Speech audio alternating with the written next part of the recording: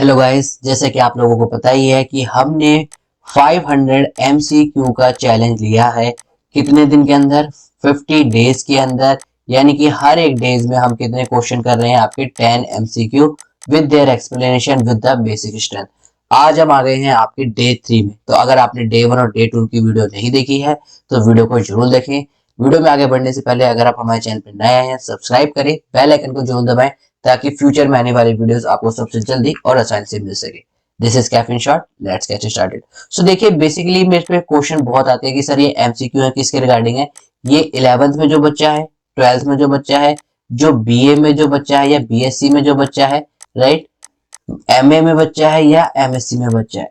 ये देखिए, ये यहां से स्टार्ट है। अगर आप देखोगे, classical conditioning, operant conditioning 11th में भी है और मास्टर्स में भी है। तो यहां से लेकर यहां तक हम उस बेसिक्स लेवल से लेकर एडवांस लेवल तक जा रहे हैं कि आपको उस चीज को कैसे अप्लाई करना है और एप्लीकेशन के बेस के थ्रू पर आप कैसे आंसर्स को या फिर जो उनके ऑप्शंस में से है उनको कैसे एलिमिनेट करोगे और आंसर तक पहुंच जाओगे, राइट। तो आई होप ये आपको वीडियो पसंद आ रही होगी। अगर आपको वीडियो पसंद आ रही है तो दोस्तों के साथ भी शेयर करें।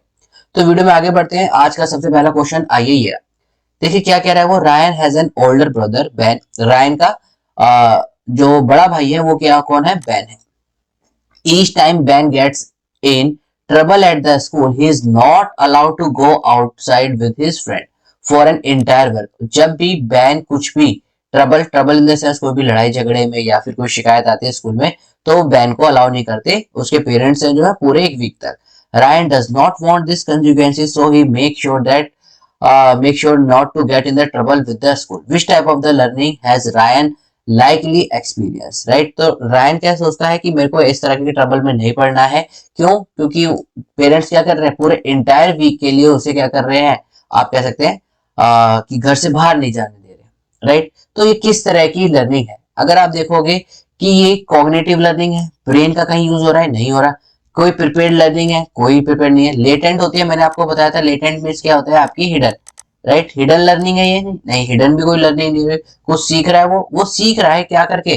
वो सीख रहा है सिर्फ और सिर्फ आपको ऑब्जर्व करके। वो सीख रहा है कि अगर मैंने ये बैड बिहेवियर करा या मेरी शिकायत आई तो मेरे को क्या कर दिया जाएगा? जैसी बैड बिहेवियर होगा, जो मेरे पेरेंट्स हैं मेरे को क्या कर देंगे? ग्राउंडेड कर देंगे। राइट? तो बैड बिहेवियर से क्या कर रहा है? सीख रहा है। सीख किससे रहा है? ऑब्जर्व करके सीख रहा है। शेपिंग हो रही है? शेपिंग भी नहीं हो रही। शेपिंग जब होती है जब आप उसको पार्शियल रीइंफोर्समेंट देते चले। विकारियस लर्निंग मैंने आपको बताया था कि जब भी आप किसी चीज को देख के ऑब्जर्व करके उस चीज के बारे में सीखते हो तो उसे विकारियस लर्निंग कहते हैं। इसका एक और एग्जांपल लेते हैं। जैसे कोई बच्चा है, वो पेनल्टी किक लेना सीख रहा है। कोई एक्सपर्ट के नहीं है, कोई कुछ नहीं है, सिर्फ just by observing the Ronaldo और द मेसी और एनीवन, राइट। कोई भी फुटबॉल प्लेयर जो कि काफी ज्यादा फेमस है, उसको देखकर वो पेनल्टी किक लेना सीख रहा है। That is vicarious learning. या फिर कोई स्किल, कोई भी जो स्टूडेंट है या कोई इंडिविजुअल है जो परफॉर्म कर रहा है जस्ट बाय द ऑब्जर्विंग, जो सो जहां पर ऑब्जर्व करके आप कुछ चीज को सीखते हैं, यानी कि ऑब्जर्व करके आप जहां पर लर्निंग करते हैं, वो आपकी कैटेगरी किसके अंदर आती है? विकारियस लर्निंग के अंदर, राइट। पिछली क्लास में ये बताया था, इसलिए मैं कहता हूं जुड़े रहिए ताकि आपका एक सीक्वेंस बनता रहे। और बिलीव मी, जब ये बिल्कुल एंड होगी तब आप देखना कि आपका बेसिक बहुत अच्छा हो जाएगा। आंसर की एक्सप्लेनेशन मैंने यहाँ पर दे रखी है। ऑल तो मैं समझा चुका होता हूँ वहां पर, फिर भी आपकी लोगों की कंफर्टेबिलिटी के लिए मैं यहाँ पर लिख देता हूँ। देखिए क्या कह रहा है कि Ryan had the benefit of the vicarious learning because he is witnessed his brother behaviour and learn from this example. उसने क्या करा? उसने सीखा अपने भाई के एग्जाम्पल से कि if I get in some trouble they will grounded me. Okay. Shaping is a stage process, मैंने आपको बताया था। आपने कोई काम करा है, फिर आपको रिइंफोर्समेंट, फिर उसी काम के लिए फिर रिइंफोर्समेंट, फिर दूसरे काम के लिए रिइंफोर्समेंट। दैट इज आपकी क्या हो रही है? शेपिंग होती चल रही है। स्टेज प्रोसेस है ये। This question does not describe different stage. कोई डिफरेंट स्टेजेस की बात नहीं है, तो यहाँ पर शेपिंग भी आपका नहीं है। Latent learning, cognitive learning and prepared learning do not occur on the conscious level. Okay, ये क्या होते हैं? आपके अनकॉन्शियस लेवल पे होते हैं। ओके, नेक्स्ट क्वेश्चन की ओर बढ़ते हैं, देखते हैं क्या कहता है। कह रहा है क्वेश्चन नंबर 2 आज का। Jamal move to a new city for a summer internship. After living there for a month he has developed a mental representation of his neighbourhood. क्या कह रहा है? This is the core word और code sentence कि mental representation of his neighbourhood what has Jamal developed, कि एक new city में move करने के बाद क्यों मूव गया, समर इंटर्नशिप करनी है तो उसने क्या बना लिया है, he has develop a mental representation, एक मेंटल रिप्रेजेंटेशन बना लिया अपने नेबरहुड की। तो जमाल ने क्या डेवलप कर लिया, मायरल न्यूरॉन, नहीं बिल्कुल भी नहीं। विकारियस लर्निंग किसके थ्रू होती है, मैंने आपको बताया था जब आप ऑब्जर्व करके कुछ सीखते हो तो विकारियस होती है। क्या उसने ऑब्जर्व करके कुछ सीखा, नहीं, उसने ऑब्जर्व करके क्या कराया, एक तरीके से मेंटल रिप्रेजेंटेशन बना ली। Cognitive map is the right answer. Cognitive map क्या होता है कि mental representation of anything, mental representation of the thing जो कि हम अपने माइंड में बना लेते हैं। जैसे कि आप कभी रास्ते में देखते हो कि भाई इस रास्ते से हम यहाँ से निकल जाएंगे, इट में पॉसिबल वो रास्ता खराब हो रखा हुआ या कोई भी उस पर कंस्ट्रक्शन वर्क चल रहा है तो हम वहां से इस तरीके से निकल जाएंगे। तो जब भी हम मेंटली कुछ चीज को एक मैप की तरह बिल्डअप कर लेते हैं तो आपका कॉग्निटिव मैप होता है। Insight learning, no. Social learning, यहाँ पर वो कहीं से भी सोसाइटी से सीख रहा है, कुछ नहीं सीख रहा है। ओके, तो cognitive map is the right answer. यहाँ पर देखिए एक्सप्लेनेशन में भी देख लेते हैं, Jamal has created a cognitive map that is stored as a mental image, right. अब देखिए मेंटल इमेज से ही, mental image combination of different different mental image से आपका क्या बन जाता है, आपका मेंटल मैप बन जाता है। ध्यान रखना इस चीज का भी कि जब आपके पास different different different mental stage images होती हैं उससे आपका मेंटल मैप बन जाता है। My mirror neurons aid in learning but not describe in the question, right. Mirror जो आपके मिरर न्यूरॉन्स होते हैं वो क्या करते हैं, आपको हेल्प करते हैं लर्निंग में, बट ये क्वेश्चन में ऐसा कुछ डिस्क्राइब नहीं करा गया। Vicarious learning occur by witnessing other and is a type of the social learning, जैसे कि मैंने आपको बताया था आप ऑब्जर्व करके सीखते हैं। अब ऑब्जर्व कहाँ करोगे, आप सोसाइटी से ही ऑब्जर्व करोगे, राइट। तो विकारियस लर्निंग क्या है, एक टाइप है किसका, सोशल लर्निंग का। तो सोशल लर्निंग भी यहाँ पर नहीं आएगी। इनसाइट दैट इज डी जो ऑप्शन था आपका, describe a learning movement where by an individual gain a clear understanding of something, something by making an association. तो यहाँ पर कोई एसोसिएशन भी नहीं हो रहा है। इनसाइड लर्निंग क्या होती है कि वो डिस्क्राइब करती है एक लर्निंग मूवमेंट को जहां पर एक इंडिविजुअल को गेन होती है अंडरस्टैंडिंग में by understanding of the something, कि अगर मैं ये काम कर रहा हूं तो ये काम होगा, राइट।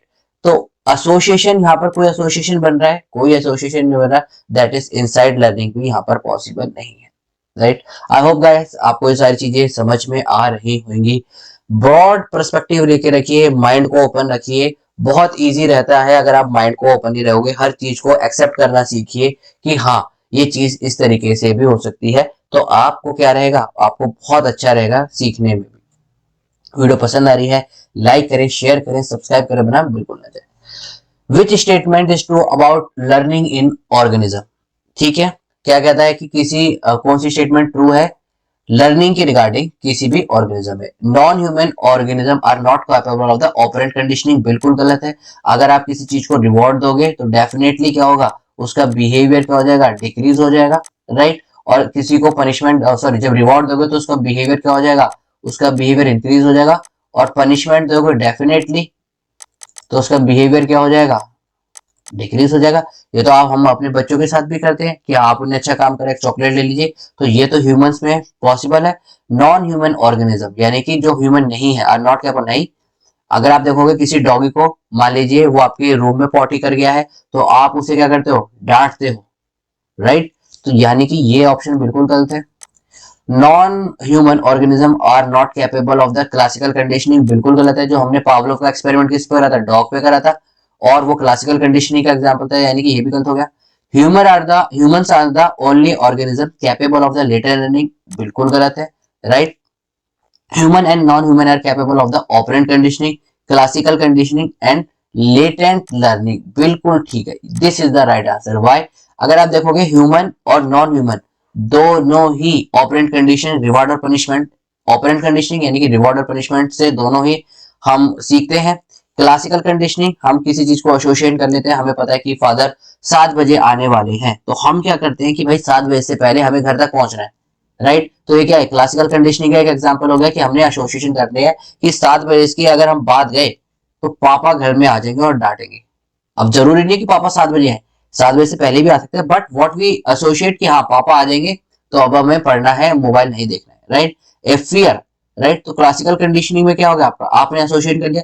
लेटेंट लर्निंग जो होती है आपकी हिडन लर्निंग होती है, कि कोई चीज है जैसे कि आप टाइपिंग कर रहे हैं तो, या फिर आप बाइक चला रहे हैं, सडनली आपने ब्रेक मार दिया, that is latent learning. Latent learning मतलब कि आप क्या कर रहे हैं, दैट इज हिडन लर्निंग, जो आपकी कॉन्शियस लेवल पर वर्क नहीं कर रही होती, अनकॉन्शियस लेवल पर वर्क कर रही होती है। ओके, तो option number D is the right answer. Option number E भी देख लेते हैं, human and non human are not capable of the operant conditioning, बिल्कुल गलत है। ऑपरेंट कंडीशनिंग रिवॉर्ड पनिशमेंट में तो ह्यूमन लगा सकते हैं और नॉन ह्यूमन भी लगा सकते हैं, लेकिन ये कह रहा है कि कैपेबल नहीं है, तो that is option number E भी गलत हो गया। तो बचा कौन सा, option number D which is the right answer. Explanation देख लेते हैं, despite the vast differences in the biological makeup and the communication, human and non-human learn in many way and the same way, including operant conditioning, classical conditioning, and the latent learning.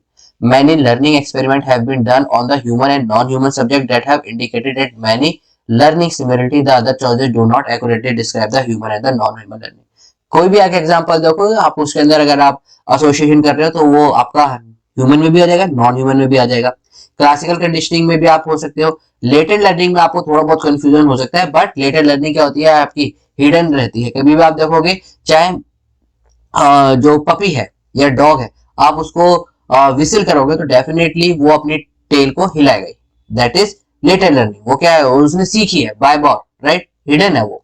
Okay, next question पे चलते हैं। After being biting by a dog, Sabrina develop an intense fear of the dog. ठीक है, now 4 years later she is able to be around the dogs, ठीक है, and pet dogs without any distress. Okay. What process has taken place that eliminated Sabrina fear?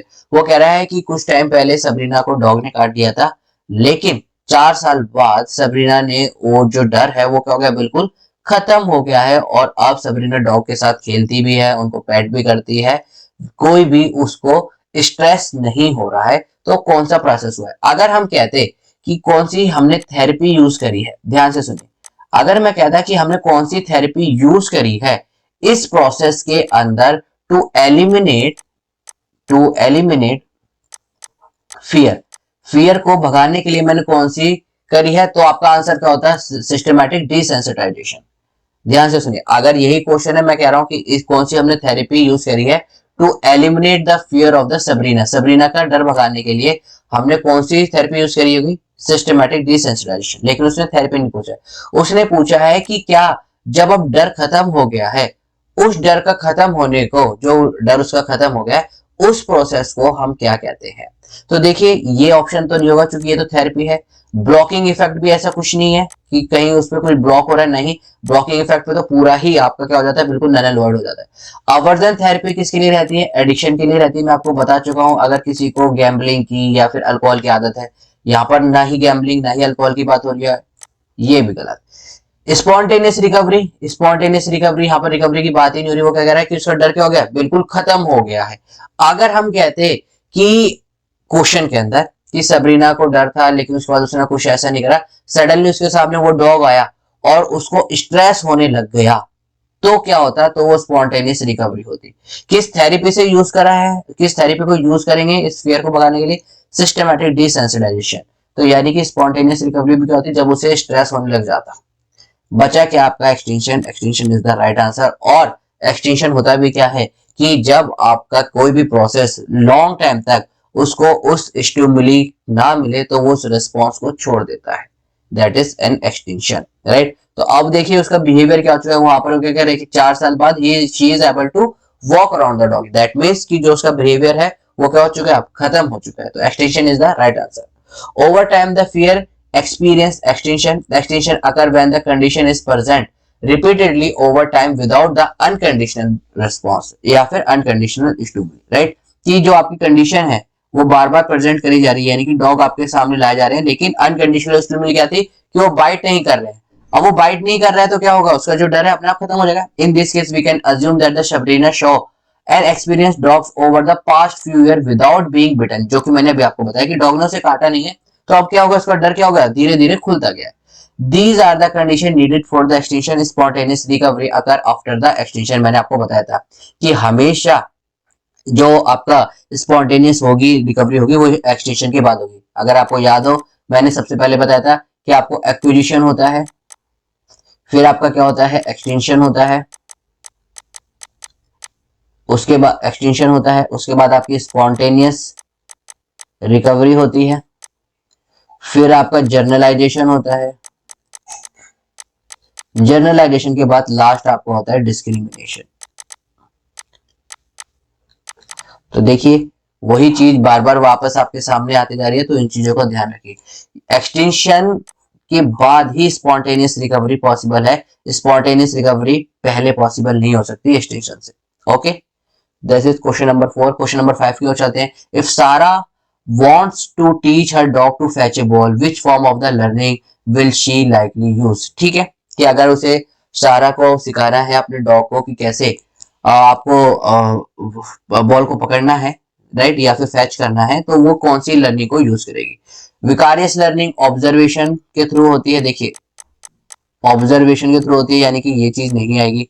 Cognitive learning brain के through होती है, यहाँ पर brain का कुछ लेना देना नहीं है, ये भी नहीं है। ठीक है, अब आपको यहाँ पर देखना है कि जो सारा है वो क्लासिकल कंडीशनिंग का यूज करेगी, ऑपरेंट कंडीशनिंग का, या लेटेंट कंडीशनिंग का। तो यहाँ पर आप देख सकते हैं, देखिए अगर हम बात करें सारा की, राइट, तो सारा कौन सा यूज करेगी? Classical conditioning. क्या एसोसिएशन यूज करेगी? बिल्कुल यूज नहीं करेगी। एसोसिएशन मतलब कि पेयर अप करना, किसी से पेयर अप करवाएगी नहीं। फैच द बॉल किसके थ्रू हो जाएगी? ऑपरेंट कंडीशनिंग के थ्रू हो जाएगी, यानी कि रिवॉर्ड और पनिशमेंट। आपने देखा होगा आपके पास अगर डॉग है या फिर डॉग नहीं है, तो या फिर अगर बड़े बड़े आप एक्वेरियम में गए होंगे तो वहां पर वो देखिए कितने बड़े जो एनिमल्स होते हैं उनसे भी वो वर्क करवा लेते हैं। जैसे कि आपने एलिफेंट देखा होगा, वेल देखा होगा, वेल उनके पास आती है लेकिन उनको खाती नहीं है, या फिर ब्लू शार्क आपने देखी होगी, राइट। तो वो क्या करते हैं, उनको रिवॉर्ड देते चलते हैं जैसे जैसे वो बिहेवियर को परफॉर्म करते चलते हैं, राइट। कि अगर आपने अच्छा परफॉर्म करा है तो आपके उनको कुछ रिवॉर्ड दे दिया, और वो reward as a type of food होता है, right, normal. Latent learning hidden learning होती है, जिसका यहाँ पर भी कुछ लेना देना नहीं है। तो option number B is the right answer, that is operant conditioning. देखिए operant conditioning is associated with the learning a new behaviour through reward and the punishment. Classical conditioning is an association with response that occur naturally but are pair with the other stimuli to create a conditional response. आपको यहाँ पर कोई भी conditional response नहीं करवाना है। Latent learning, vicarious learning and cognitive learning are other type of learning but would not be used to train a dog to fetch a ball, right? तो यहाँ पर ये सारी चीजें आपकी हो गई है and. Okay, which type of the learning अगर विदाउट रीइंफोर्समेंट, अगर अब यहाँ अगर हम बात करें तो कौन सी ऐसी लर्निंग है जो विदाउट रीइंफोर्समेंट होती है? ऑपरेंट कंडीशनिंग तो डेफिनेटली रिवॉर्ड और पनिशमेंट से होती है, तो ये तो आपका गलत हो गया। नेगेटिव रीइंफोर्सर यानी कि क्या होता है? नेगेटिव मतलब टेक अगे, रीइंफोर्सर मतलब उस बिहेवियर को हमें क्या करना है? इंक्रीज करना है। तो कुछ ना कुछ तो रहा होगा, राइट। तो यानी कि यहाँ पर क्या, विदाउट रीइंफोर्समेंट, तो नेगेटिव रीइंफोर्सर भी आपका क्या होगा? गलत। शेपिंग के टाइम पे भी हम क्या देते चलते हैं? रिवॉर्ड देते चलते हैं। एक्सटेंशन मतलब एक बिहेवियर को खत्म हो जाना, तो ये भी आपका ऑप्शन नहीं है। लेटेंट लर्निंग में क्या, मैंने आपको हमेशा बता रखा है कि जो लेटेंट लर्निंग होती है वो आपकी क्या रहती है? एक रिकॉलिंग इंफॉर्मेशन होती है कि आपको वो चीज क्या है, कहीं ना कहीं आपके माइंड में है, और सडनली जब आपको रिक्वायरमेंट रही तो आपने वो काम कर दिया। ओके, तो लेटेंट लर्निंग में कोई भी री नहीं दी जाती। ये क्या होती है? ये आपकी छुपी हुई हिडन लर्निंग होती है। ओके, अब देखिए latent learning is learning that occur naturally without reinforcement. ठीक है, ऑपरेंट कंडीशनिंग में मैंने आपको बताई है can include both positive and negative reinforcer. Shaping negative reinforcer and shaping is associated with the stage reinforcement toward a goal. Extension is the process of the changing in learn response. तो देखिए यहाँ पर आपका I hope आपको समझ में आ गया। Extension नहीं है, शेपिंग भी नहीं है। एक्सटेंशन तो किसी प्रोसेस को खत्म होना, लेकिन यहाँ पर कुछ ऐसी बात नहीं हो रही। शेप करना, शेप करते हैं तो हम कंटिन्यूस उसको रिवॉर्ड देते हैं। यहाँ पर क्या हो रहा है कि वो उस रिवॉर्ड को नहीं देना। नेगेटिव रीइंफोर्सर में भी आप क्या करते हो कि उसको क्या करते हो? पनिशमेंट करने के लिए कुछ ऐसी चीज को क्या कर देते हो? टेक अवे कर लेते हो जो उसके पास है। ओके, तो रीइंफोर्सर तो यहाँ पर भी आ रहा है। ऑपरेंट कंडीशनिंग में डेफिनेटली रिवॉर्ड एंड पनिशमेंट का ही सारा चीज होता है। क्वेश्चन नंबर 7 की ओर देखते हैं। Carry return from vacation and told her family a detailed description of the highlight. Carrie did not keep a journal but remember the highlights easily. What is this process called. अगर आप देखोगे तो इससे पहले अभी हमने सारे लर्निंग के करे थे, अब यहाँ से आपके मेमोरी के भी स्टार्ट हो गए। ओके, तो क्या कह रहा है कि कैरी जो है एक वेकेशन पे गई और अपनी जब घर लौट के आई तो उसने सारी डिस्क्रिप्शन बता दिए, सारी डिस्क्रिप्शन की हाईलाइट बता दी, किसको, अपने पेरेंट्स को। Carry did not keep a journal but remember the highlight. उसने कहीं लिखा नहीं है बट उसको सारी याद, जो हाईलाइट्स हैं वो अच्छी तरीके से याद है। इस प्रोसेस को क्या कहेंगे, शॉर्ट टर्म मेमोरी? बिल्कुल नहीं, शॉर्ट टर्म मेमोरी तो आपको पता ही है कब तक आती है, लेस देन 1 सेकंड का टेन्योर रहता है और वहीं की वहीं वो चीजें क्या हो जाती है, भूल जाती है, राइट। रिकॉल करना है किसी भी चीज को, लेकिन रिकॉल करने के लिए वो चीजें कहाँ जानी चाहिए, एलटीएम में जानी चाहिए, राइट। और जब भी हम रिकॉल करते हैं तो आपका क्या होता है कि जो वर्किंग मेमोरी होती है वहां से वो चीजें वापस आने लग जाती हैं। जैसे कि मैं आपको बता देता हूँ, ये आपका हो गया एचटीएम, राइट। यहाँ से आपको सेंसरी के थ्रू सारी इंफॉर्मेशन एचटीएम में जाती है, फिर एचटीएम से आपके एलटीएम में जाती है। ओके, तो कोई भी इंफॉर्मेशन जब एलटीएम में जा रही है दैट मीन्स वो एचटीएम में पहले ही जा चुकी है। एचटीएम को हम वर्किंग मेमोरी भी कहते हैं, ये मैंने आपको पहले ही बता रखा है। ओके, तो जब रिकॉलिंग ऑफ इंफॉर्मेशन हो रही है, रिकॉल क्यों नहीं होगा यहाँ पर, बिकॉज जब रिकॉलिंग ऑफ इंफॉर्मेशन हो रही है तो वो क्या एलटीएम से दोबारा एचटीएम से आएगी और फिर वो रिकॉलिंग यहाँ पर हो रही है उस टाइम के अंदर, राइट। लेकिन यहाँ पर जो उसने बताया है कि उसने क्या करा, डिस्क्रिप्शन ऑफ द हाईलाइट, बड़ी बड़ी चीजें उसने बता पा रही, not each and every detail. Okay, तो रिकॉलिंग यहाँ पर नहीं होगा। एक्विजिशन मैंने आपको बताया था, एक्विजिशन इसका सबसे पहला प्रोसेस होता है, यानी कि आप किसी चीज को क्या कर रहे हो, एक्वायर कर रहे हो, नॉलेज को एक्वायर कर रहे हो। जर्नल को याद कर रही है, उसको एक्वायर करने से कोई भी नहीं है। इंटेंशनल लर्निंग मतलब आप एक पर्टिकुलर इंटेंशन से उस चीज को याद कर रहे हो, नहीं, ऐसा नहीं होता है। कभी भी आप देखोगे कि अगर आपने कहीं ट्रिप करी है तो आपका पर्टिकुलर इंटेंशन नहीं रहता कि मेरे को इस ट्रिप को याद करके ही रखना है। सपोज करिए आप गोवा जा रहे हो, राजस्थान जा रहे हो, तो आपका ये इंटेंशन नहीं रहेगा कि इस ट्रिप को मेरे को याद ही करना है, नहीं। वो चीजें क्या हो जाती हैं, इंसिडेंटल लर्निंग, यानी कि वो चीजें अपने आप आपको क्या आ जाती है, मेमोरी में इंसिडेंटल की तरह मेमोराइज हो जाती है कि हमने ये चीज करी थी, उसके बाद हम यहाँ गए, हम वहां गए, राइट। कोई इंटेंशन नहीं होता है, राइट। इंसिडेंटल मतलब वो अपने आप मेमोरी में स्टोर हो जाती है। यहाँ पर देख लेते हैं explanation, carry has experience incidental learning, incidental learning is not purposeful, जैसे कि मैंने आपको बताया, often occurs without awareness that learning is occurring. आपने क्या करा, ट्रिप पे गए हो, ट्रिप पे आप एंजॉय कर रहे हो, आपको नहीं पता है, आप अवेयर नहीं हो, बट फिर भी क्या होगा, वो आपकी मेमोरी में आ जाएगी कि यार ऐसे हम ट्रिप में गए थे, वहां हमने इतने मजे करे और ये हुआ और this happen that happen, right. तो वो क्या है, वो आप अनकॉन्शियसली आप उससे अवेयर नहीं हो, but that thing is storing in your mind. Okay, Carrie remember the highlight that she learned about the country and what she did there because of her experience while on the vacation। कैसा आपका experience रहा है, उसकी वजह से आपकी ये क्या है, इंसिडेंटल लर्निंग रही है कि आप उससे अनअवेयर हो, but that is completely store in your mind. The three process of the memory, the three steps of a memory process are called, I think ये तो सब बच्चों को पता होगा। सबसे पहला होता है आपका इनकोडिंग, उसके बाद स्टोरेज, फिर रिट्राइवल। इनकोडिंग क्या होती है, क्या इनकोडिंग क्या होती है, जो आपका सेंसरी इंफॉर्मेशन के थ्रू जो भी आपका मैसेज आ रहा है उसको क्या कर रहे हो आप उसको कोड में बदल रहे हो। जैसे कि ये आपके पास इंफॉर्मेशन आ रही है, आप उसे क्या करते जा रहे हो, चेंज करते जा रहे हो, चेंज करते जा रहे हो। उसके बाद ये क्या हो जाएगी, आपकी स्टोर हो जाएगी। फिर आप उसको क्या करोगे, रिट्राइवल करोगे। रिट्राइवल कब करते हैं, जब हमें रिक्वायरमेंट रहती है, जो हमारी इंफॉर्मेशन थी, information when we need it, जब हमें वो इंफॉर्मेशन रिक्वायर रहेगी तो हम उस इंफॉर्मेशन को क्या कर लेंगे, रिट्राइव कर लोगे। तो option number 3 is the right answer.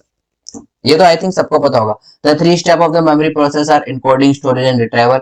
Acquisition is another word from the encoding. Recall is a type of the retrieval and occur when using memory to answer a question, right. Recall में क्या होता है कि जब आप, मैंने कहा कोई क्वेश्चन पूछा है तो आप रिकॉल कर रहे हो, आप याद कर रहे हो उस चीज को। Okay, question number 9, Troy is faced with memorizing a list of the words that are in the alphabetical order.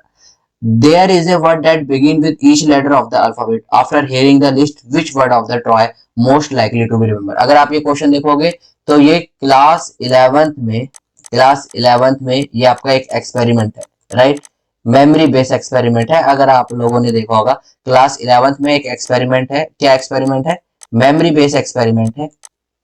उसमें ऐसा करा जाता है, आपको साथ 10 वर्ड्स बोले जाते हैं जो कि जिनका मीनिंग नहीं है, राइट, जैसे कि केल, राइट, अब इसका मीनिंग कुछ नहीं है, बट इसी तरीके से 10 वर्ड बोले जाते हैं और आपको देखता है कि कितने टर्न बाद आप उन 10 के 10 वर्डों को आप क्या करते हो, मेमोराइज कर पाते हो।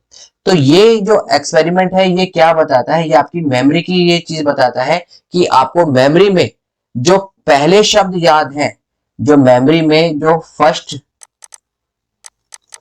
फर्स्ट वर्ड्स याद हो रहे हैं वो किसके थ्रू हो रहे हैं, प्राइमेसी इफेक्ट के लिए, और जो लास्ट वर्ड जो बोले जा रहे हैं वो किसके जा रहे हैं, रिसेंसी। यही आपका इफेक्ट होता है, प्राइमेसी इफेक्ट और रिसेंसी इफेक्ट।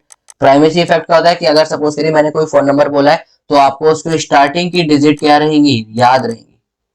अगर आपको लास्ट की डिजिट याद है दैट इज रिसेंसी इफेक्ट। दोनों में सिग्निफिकेंस किसका ज्यादा रहता है, रिसेंसी इफेक्ट का। दोनों में सिग्निफिकेंस किसका ज्यादा रहता है, रिसेंसी इफेक्ट का। ओके, जैसे कि आपने एक मीम भी देखा होगा कि आपको इसकी डेफिनेशन पता है, नहीं इसकी डेफिनेशन तो नहीं पता, लेकिन मैंने लास्ट में लिख दिया कि दिस इज कॉल्ड एज, और जो भी क्वेश्चन पूछा हुआ था ये क्या है, ये यानी कि आपको लास्ट का पार्ट याद है कि लास्ट में एंड कैसे करना है, ऐसे करना है। तो ये क्या है, ये आपका रिसेंसी इफेक्ट ही तो है। अगर हम दोनों की सिग्निफिकेंस पूछेंगे प्राइमेसी इफेक्ट और रिसेंसी इफेक्ट में, तो रिसेंसी इफेक्ट की सिग्निफिकेंस ज्यादा रहती है। क्वेश्चन में भी ये पूछा, देखिए word that begin with the letter at the beginning and the end of the alphabet. बिल्कुल ठीक, यही तो आंसर है हमारा। यही मैंने आपको बताया कि बिगिनिंग में आपका कौन सा लगेगा, आपका प्राइमेसी इफेक्ट, और एंडिंग में आपका कौन सा लगेगा, रिसेंसी इफेक्ट। बाकी क्या कह रहा है, word that begin with the letter at the beginning, हाँ सिर्फ और सिर्फ प्राइमेसी इफेक्ट की बात कर रहा है। Word that begin with the letter and the end, बिल्कुल नहीं, सिर्फ और सिर्फ रिसेंसी इफेक्ट की बात कर रहा है। Word that begin with the letter, ये तो हो ही नहीं सकता। ध्यान रखना, आपको हम या तो आपको स्टार्टिंग याद रहेगी या लास्ट याद रहेगा। सबसे ज्यादा आप फॉरगेट किसको करोगे, मिडिल पार्ट को। सबसे ज्यादा फॉरगेट किसको करोगे आप, मिडिल पार्ट को, right. 10 word from the list with the no pattern, ये तो उसने किसके बारे में बात कर दी, एक्सपेरिमेंट के बारे में बात कर दी। लेकिन यहाँ पर वो एक्सपेरिमेंट के बारे में पूछ नहीं रहा है, वो मेमोरी के बारे में पूछ रहा है। तो option number A is the right answer. Explanation देख लेते हैं, देखिए primacy and recency effect describe the phenomena of the memory that allow humans to remember the beginning and the end of the list more easily than remembering the middle of the list. The other answer are not accurate, जो कि मैंने आपको बताया। Last question but not list, अगर आपको video पसंद आई तो please like करें, शेयर करें, सब्सक्राइब करें, बिना बिल्कुल ना जाए, मेरे साथ जुड़े रहेंगे। मैं आपको दावा करता हूं कि जून वाला जो नेट है और गेट है, गेट तो अब अगले साल आएगा, सॉरी, जून वाला जो नेट है आपका क्लियर करवा के ही रहेंगे। Primacy effect is to the recency effect is to the primacy effect, देखिए हमेशा कहाँ होता है, प्राइमेसी इफेक्ट हमेशा लॉन्ग टर्म मेमोरी के अंदर होता है, और जो आपका रिसेंसी इफेक्ट होता है वो आपका हमेशा किसके अंदर होता है, शॉर्ट टर्म मेमोरी के अंदर होता है। इस चीज को याद रखना, राइट, बहुत सिंपल है। प्राइमेसी इफेक्ट ये एक प्रॉपर्टी है, जो प्राइमेसी इफेक्ट रहता है वो आपका क्या रहता है, लॉन्ग टर्म मेमोरी के अंदर रहता है, और जो रिसेंसी इफेक्ट है वो आपका शॉर्ट टर्म मेमोरी के अंदर रहता है। एक्सप्लेनेशन में भी देख लेते हैं क्या दे रखा है, the primacy and recency effect show that the interplay between the long term and the short term memory because of the time and the ability to rehearse the beginning parts of the list, chances are increased that those words will be transferred to the long term memory. Okay, thus the primacy effect, the end part of the list are still stored in the shorter period of the time they when they recall. अब देखिए कोई भी चीज याद रहती है तो आप देखिए कई बार आपने कहा होगा कि हमें को स्टार्टिंग का तो याद है, एंडिंग का याद नहीं है, या फिर बीच का याद नहीं आ रहा है। तो अगर आपको स्टार्टिंग का याद है, प्राइमेसी इफेक्ट, अगर आपको एंडिंग का याद है that is recency effect. Primacy जो इफेक्ट रहता है, जो हम कहते हैं कि हम मेरे को स्टार्टिंग का याद क्यों रहता है ज्यादातर, वाई आई एम सेइंग कि मेरे को प्राइमेसी इफेक्ट ज्यादा जो है, या फिर प्राइमेसी इफेक्ट का आपको स्पेशली रहता है, वाई, क्यों, देखिए कोई भी स्टार्टिंग का क्वेश्चन रहेगा, कोई भी चैप्टर का इंट्रोडक्शन रहेगा, या फिर कोई भी पहली पहली चीज होगी, तो आपको बहुत ज्यादा क्या रहेगी, याद रहेगी।